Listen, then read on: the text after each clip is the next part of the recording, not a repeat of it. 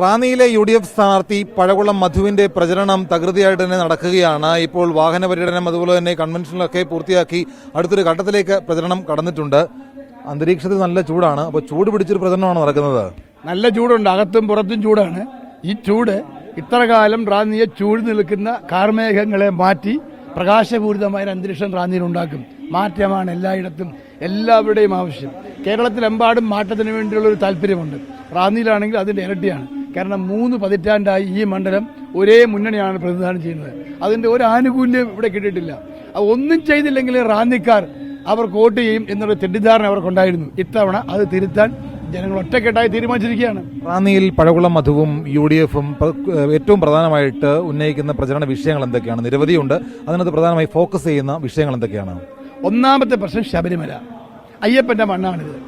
ഈ മണ്ണിൽ നിന്ന് ജയിച്ചു പോയൊരു ജനപ്രതിനിധി പിന്തുണയ്ക്കുന്ന സർക്കാരാണ് ശബരിമലയിൽ യുവതീ പ്രവേശം, ആചാരലംഘനം, സ്വർണ്ണക്കൊള്ള, ദ്വാരപാല ശില്പക കൊള്ള, ആഗോള അയ്യപ്പ സംഗമ തട്ടിപ്പ് ഇതെല്ലാം നടത്തിയിട്ടുള്ളത്. എന്നിട്ട് ആ ജനപ്രതിനിധി അയ്യപ്പന്റെ സത്യമുള്ള മണ്ണിൽ നിന്നിട്ട് അതിനെതിരായി ഒരു ചെറുവിരൽ അനക്കാൻ തയ്യാറായിട്ടില്ല.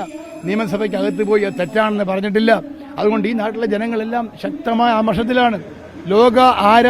ലോകം ആരാധിക്കുന്ന ലോകത്തെ ഏറ്റവും വിശുദ്ധമായ മതേതരത്തിന്റെ ഒരു ഉത്തുംഗ ശൃംഗമായ ശബരിമലയിൽ നടന്ന ഈ കൊള്ള ഈ നാട്ടിലെ ജനങ്ങളെ എല്ലാം വേദനിപ്പിച്ചിരിക്കുന്നു. അപ്പൊ അതുകൊണ്ട് അതിനാരാണോ കാരണക്കാർ അവരെ അധികാരത്തിൽ നിന്ന് പുറത്താക്കാൻ ജനങ്ങൾ വലിയ കൊടിയ പരിശ്രമത്തിലാണ്. രണ്ടാമത്തെ എന്റെ വിഷയം വികസനമാണ്. കഴിഞ്ഞ 30 വർഷമായി ഇവിടെ ഒരേ മുന്നണിയാണ് ഭരിക്കുന്നത്. റിങ്കു ചെറിയാൻ കഴിഞ്ഞ തവണ 1200 വോട്ടിനാണ് തോറ്റത്.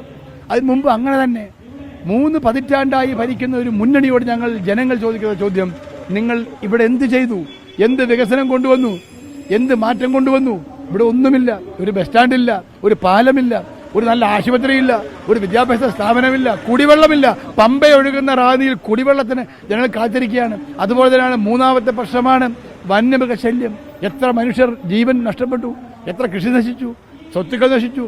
ഇപ്പോഴും 14ഉം 15ഉം ആനകൾ ഒരുമിച്ച് വരികയാണ്. അത്തരത്തിലുള്ള നിരവധി വിഷയങ്ങളുണ്ട്. പക്ഷേ BJP ഇവിടെ ശബരിമല വിഷയം ഉന്നയിക്കുന്നുണ്ടോ എന്ന് തന്നെ സംശയമാണ്. അപ്പോൾ അത് UDF അനുകൂലമാകുമെന്ന് കരുതുന്നുണ്ടോ? അല്ല, BJPയുടെ സ്ഥാനാർത്ഥി പറഞ്ഞത് ശബരിമല ഒരു പ്രശ്നമേ അല്ലെന്നാണ്. എന്ത് പ്രശ്നം? ശബരിമല ഒരു വിഷയമേ അല്ല അദ്ദേഹം പറഞ്ഞിരിക്കുകയാണ്. BJP ഇതിൽ പരം ചതിയുണ്ടോ?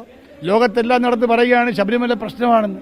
ഇവിടെ അവരുടെ സ്ഥാനാർത്ഥി പറയുകയാണ് ശബരിമല പ്രശ്നമല്ലെന്ന്. ഈ സ്ഥാനാർത്ഥി എങ്ങനെ വന്നു?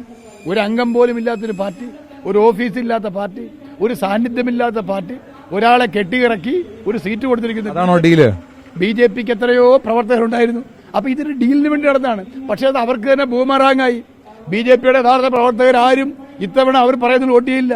CPMന് ചെയ്യാൻ പറഞ്ഞാൽ ശബരിമല അയ്യപ്പ ക്ഷേത്രത്തിൽ നടന്ന കൊള്ളകൾക്കെതിരെ സമരം ചെയ്ത് ക്രിമിനൽ കേസിൽ കുടുങ്ങപ്പെട്ട ഇവിടുത്തെ BJP പ്രവർത്തകന്മാർ അവർക്ക് വോട്ട് ചെയ്യില്ല. അവരെല്ലാം എനിക്ക് വോട്ട് ചെയ്യും. കാരണം ശബരിമലയ്ക്ക് വേണ്ടി നിലകൊണ്ടത് ഈ സ്ഥാനാർത്ഥികൾ ഞാൻ മാത്രമാണ്. MLA ശബരിമല പ്രശ്നത്തിൽ സർക്കാരിനൊപ്പം നിന്ന് ജനങ്ങളെയും വിശ്വാസികളെയും വഞ്ചിച്ചു.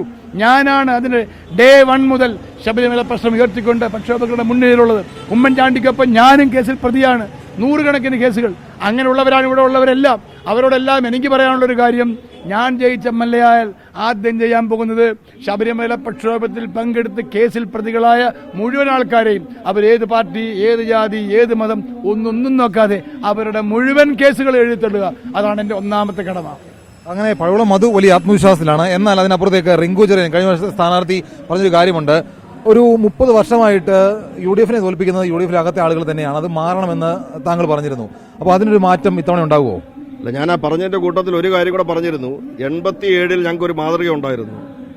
എറണാകുളത്ത് നിന്നുള്ള ഈപ്പൻ വർഗീസ് ഇവിടെ മത്സരിക്കാൻ വന്നപ്പോൾ ഞങ്ങൾ വലിയ ഭൂരിപക്ഷത്തിൽ വിജയിപ്പിച്ചു. അപ്പോൾ നമ്മൾ ഇതുവരെയുള്ള 30 വർഷത്തെ മോഡ് മാറ്റി പുതിയ മോഡിലേക്ക് 87-ലെ മോഡിലേക്ക് പോകും എന്ന് മാത്രമാണ് പറഞ്ഞത്. അത് ഞങ്ങൾ ഒറ്റക്കെട്ടാണ്, ഞങ്ങളുടെ തീരുമാനമാണ്, ഞങ്ങളുടെ ഡീലാണത്. അപ്പോൾ എന്തായാലും റാന്നിയിൽ ഞങ്ങൾ ഒറ്റക്കെട്ടത് ഞങ്ങളെല്ലാം ചങ്കായി നിൽക്കുകയാണ്. മനസ്സിലായി? ഞങ്ങൾക്ക് മാറണം. കോൺഗ്രസ് പ്രവർത്തകർക്കും മാറ്റം വേണം, നേതാക്കന്മാർക്കും മാറ്റം വേണം. ഞങ്ങൾക്കൊരു ഗവൺമെന്റ് ഉണ്ടാകണം കേരളത്തിൽ. അങ്ങനെ വലിയ ആത്മവിശ്വാസത്തിലാണ് റാന്നിയിൽ UDFും അതുപോലെ സ്ഥാനാർത്ഥി പഴകുളം മധുവും ഒറ്റക്കെട്ടായി പ്രവർത്തിച്ചുകൊണ്ട് മണ്ഡലം തിരിച്ചുപിടിക്കുമെന്നാണ് പഴകുളം മധു പറയുന്നത്. സഞ്ജയ് ഇക്ബാലിനൊപ്പം ഷിജോ കുര്യൻ, 24.